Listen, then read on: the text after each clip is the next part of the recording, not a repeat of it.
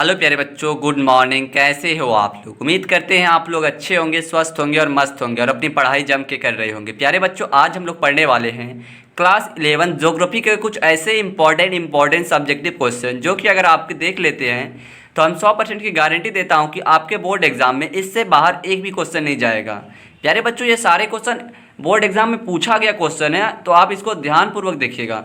तो चलिए आज का क्लास हम शुरू करते हैं। तो क्वेश्चन नंबर 1 क्या बोल रहा है कि पृथ्वी की आंतरिक संरचना का वर्णन करें। क्या बोल रहा है क्वेश्चन नंबर 1? पृथ्वी की आंतरिक संरचना का वर्णन करें। आइए इसका आंसर देखते क्या बोल रहा है कि पृथ्वी की आंतरिक संरचना में क्रस्ट, मेंटल और कोर शामिल हैं। क्या है? पृथ्वी की आंतरिक संरचना में शामिल क्रस्ट, मेंटल और कोर शामिल हैं। क्रस्ट पृथ्वी की सबसे बाहरी परत होता है। क्या होता है? क्रस्ट पृथ्वी की सबसे बाहरी परत है। मेंटल क्रस्ट के नीचे स्थित होता है। क्या होता है? मेंटल क्रस्ट के नीचे स्थित होता है। और कोर पृथ्वी का केंद्र है। और कोर क्या है? पृथ्वी का केंद्र है। तो ये है पृथ्वी की आंतरिक संरचना का वर्णन। तो प्यारे बच्चों, आप इसको ध्यानपूर्वक देख लीजिए, बहुत सटीक सा आंसर लिखे हैं हमने। आइए देखते हैं क्वेश्चन नंबर 2 क्या बोल रहा है। क्वेश्चन नंबर 2 बोल रहा है कि जल चक्र, क्या बोल रहा है कि जल चक्र की प्रक्रिया का वर्णन करें। क्या बोल रहा है क्वेश्चन नंबर 2?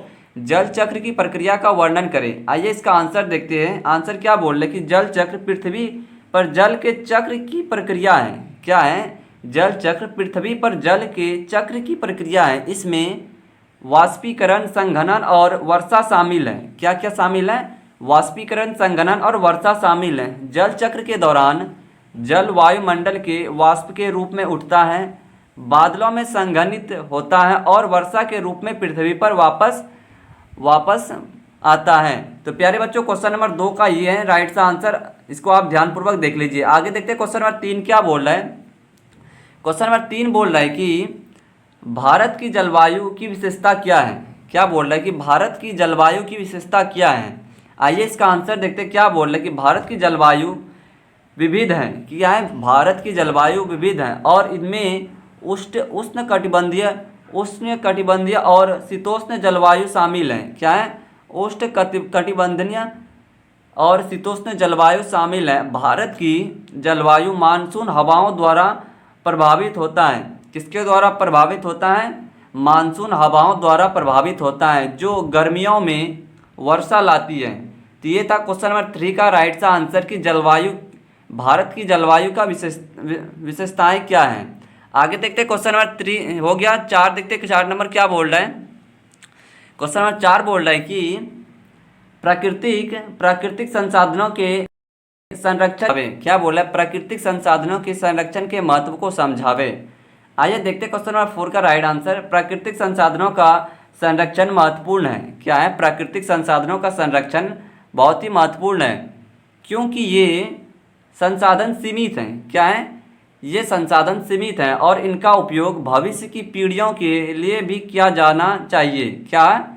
इसका उपयोग भविष्य की पीढ़ियों के लिए भी किया जाना चाहिए। प्राकृतिक संसाधनों के संरक्षण से हम पर्यावरण को भी बचाए रख सकते हैं। तो ये था क्वेश्चन नंबर 4 का राइट आंसर, प्राकृतिक संसाधनों के संरक्षण के महत्व को समझावें। आगे देखते हैं क्वेश्चन नंबर 5 क्या बोल रहा है। क्वेश्चन नंबर 5 बोल रहा है कि शहरीकरण के प्रभावों का वर्णन करें। क्या बोल रहा है? शहरीकरण के प्रभावों का वर्णन करें। शहरीकरण के प्रभावों में शहरी क्षेत्र में जनसंख्या वृद्धि, बुनियादी ढांचे पर दबाव और पर्यावरण प्रदूषित शामिल हैं। क्या क्या शामिल? जनसंख्या वृद्धि, बुनियादी ढांचे पर दबाव और पर्यावरण प्रदूषण शामिल हैं। शहरीकरण के कारण ग्रामीण क्षेत्रों से लोग का पलायन भी होता है। तो ये है क्वेश्चन नंबर 5 का राइट आंसर, शहरी के प्रभावों का वर्णन करें। शहरीकरण के प्रभावों का वर्णन करें। आगे देखते क्वेश्चन नंबर 6 क्या बोल रहा है। क्वेश्चन नंबर 6 बोल रहा है कि भारत की जनसंख्या का विशेषता क्या है। क्या बोल रहा है कि भारत की जनसंख्या की विशेषता क्या है। भारत की जनसंख्या विविध है। क्या है? भारत की जनसंख्या विविध है और इनमें विभिन्न जातियों, धर्म और भाषाओं के लोग शामिल हैं। क्या है? इसमें विभिन्न जातियों, धर्म और भाषाओं के लोग शामिल हैं। भारत की जनसंख्या तेजी से बढ़ रही है, जो देश के लिए एक बड़ी चुनौती है। तो ये है भारत की जनसंख्या की विशेषता। प्यारे बच्चों, जितने क्वेश्चन हम बता रहे हैं ये सारे क्वेश्चन आपके बोर्ड एग्जाम में पूछा गया क्वेश्चन है, तो आप इसको ध्यानपूर्वक देखिएगा और जो याद नहीं हो रहा है उसको दोबारा देखिएगा। आइए देखते हैं क्वेश्चन नंबर 7 क्या बोल रहा है कि कृषि के महत्व को समझावे। क्या बोल रहा है क्वेश्चन नंबर 7 कि कृषि के महत्व को समझावे। आइए देखते हैं इसका आंसर। कृषि भारत की अर्थव्यवस्था के लिए महत्वपूर्ण है। क्या है? कृषि भारत की अर्थव्यवस्था के लिए महत्वपूर्ण है क्योंकि यह देश के अधिकांश लोगों को रोजगार प्रदान करती है। क्या है? कृषि भारत की अर्थव्यवस्था के लिए महत्वपूर्ण है क्योंकि यह देश के अधिकांश लोगों को रोजगार प्रदान करती है और खाद्यान्न की आपूर्ति करती है। क्या करती है? खाद्यान्न की आपूर्ति करती है। कृषि के विकास से देशों की आर्थिक स्थिति में सुधार हो सकती है। तो ये क्वेश्चन नंबर 7 का आंसर, कृषि के महत्व को समझावे।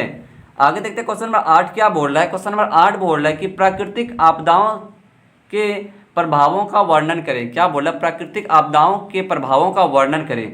प्राकृतिक आपदाओं के प्रभावों में जान माल की हानि, बुनियादी ढांचे का नुकसान और आर्थिक नुकसान शामिल हैं। क्या क्या है? जान माल की हानि है, बुनियादी ढांचे का नुकसान और आर्थिक नुकसान शामिल हैं। प्राकृतिक आपदाओं के कारण लोगों को अपने घरों से विस्थापन भी होना पड़ता है। ये है प्राकृतिक आपदा के प्रभावों का वर्णन। क्वेश्चन नंबर 8 का ये है राइट आंसर। आगे देखते हैं क्वेश्चन नंबर 9 क्या बोल रहा है। क्वेश्चन नंबर 9 बोल रहा है कि पर्यावरण प्रदूषण के कारणों और प्रभावों का वर्णन करें। क्या बोल रहा है कि पर्यावरण प्रदूषण के कारणों और प्रभावों का वर्णन करें। आइए इसका राइट सा आंसर देख लेते हैं। क्या बोल रहा है कि पर्यावरण प्रदूषण के कारण और औद्योगिक गतिविधियां, वाहनों से निकलने वाली धुआं और कूड़ा कचरा शामिल हैं। क्या क्या है? पर्यावरण प्रदूषण के कारण में औद्योगिक गतिविधियां, वाहनों से निकलने वाला धुआं और कूड़ा कचरा शामिल हैं। पर्यावरण प्रदूषण के प्रभावों में स्वास्थ्य समस्या, जलवायु परिवर्तन और प्राकृतिक संसाधनों का नुकसान शामिल हैं। तो ये है आपका क्वेश्चन नंबर 9 का राइट सा आंसर। आगे देखते हैं क्वेश्चन नंबर 10 क्या बोल रहा है। क्वेश्चन नंबर 10 बोल रहा है कि सतत विकास के महत्व को समझावें। क्या बोल रहा है कि सतत विकास के महत्व को समझावें। आइए देखते हैं इसका आंसर क्या बोल रहा है कि सतत विकास महत्वपूर्ण है। क्या है? सतत विकास महत्वपूर्ण है क्योंकि यह वर्तमान और भविष्य की पीढ़ियों की ज़रूरतों को पूरा करने के लिए आवश्यक है। क्या है? सतत विकास महत्वपूर्ण है क्योंकि यह वर्तमान और भविष्य की पीढ़ियों की ज़रूरतों को पूरा करने के लिए आवश्यक है। सतत विकास के द्वारा हम प्राकृतिक संसाधनों का संरक्षण कर सकते हैं और पर्यावरण को बचाए रख सकते हैं। तो ये सतत विकास के महत्व को समझावें। आगे देखते हैं क्वेश्चन नंबर 11 क्या बोल रहे हैं। 11 बोल रहा है कि भूगोल की परिभाषा और इसके महत्व को समझावें। क्या बोल रहा है? भूगोल की परिभाषा और इसके महत्व को समझावें। आइए देखते हैं इसका क्वेश्चन आंसर देखते क्या बोल रहे हैं। भूगोल पृथ्वी की सतह पर विभिन्न घटनाओं और प्रक्रिया का अध्ययन करता है। क्या है? भूगोल पृथ्वी की सतह पर विभिन्न घटनाओं और प्रक्रियाओं का अध्ययन करता है। यह एक ऐसी विषय है जो प्राकृतिक और मानवीय दोनों पहलुओं को शामिल करता है।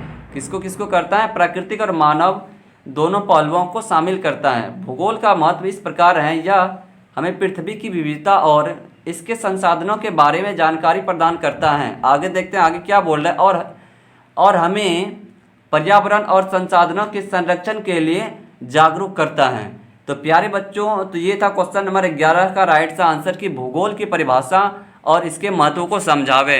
हम इसको समझा दिया है। अगर आप इसको नहीं समझे तो दोबारा साथ देख लीजिए। आगे देखते क्वेश्चन नंबर 12 क्या बोल रहा है। क्वेश्चन नंबर 12 बोल रहा है कि भूगोल के विभिन्न उप विषयों का वर्णन करें। क्या बोल रहा है? भूगोल के विभिन्न उप विषयों का वर्णन करें। भूगोल के विभिन्न उप विषयों में भौतिक भूगोल, मानव भूगोल और क्षेत्र भूगोल शामिल हैं। क्या है?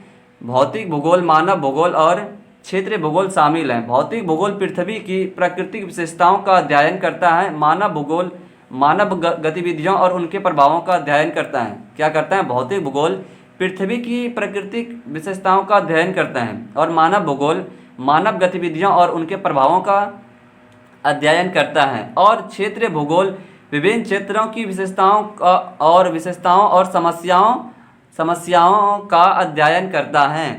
तो ये है क्वेश्चन नंबर 12 का राइट आंसर कि भूगोल के विभिन्न उप विषयों के नाम। आगे देखते हैं क्वेश्चन नंबर 13 क्या बोल रहा है। क्वेश्चन नंबर 13 बोल रहा है कि पृथ्वी की उत्पत्ति के बारे में विभिन्न सिद्धांतों का वर्णन करें। क्या बोल रहा है? वर्णन करें। क्या बोल रहा है क्वेश्चन नंबर 13 कि पृथ्वी की उत्पत्ति के बारे में विभिन्न सिद्धांतों का वर्णन करें। आगे देखते हैं क्या बोल रहा है क्वेश्चन नंबर, इसका आंसर देखते हैं। पृथ्वी की उत्पत्ति के बारे में विभिन्न सिद्धांत हैं जिनमें से कुछ प्रमुख सिद्धांत हैं। नेबुल सिद्धांत क्या है? नेबुल सिद्धांत। इस सिद्धांत के अनुसार पृथ्वी का निर्माण एक विशाल गैसीय नेबुल से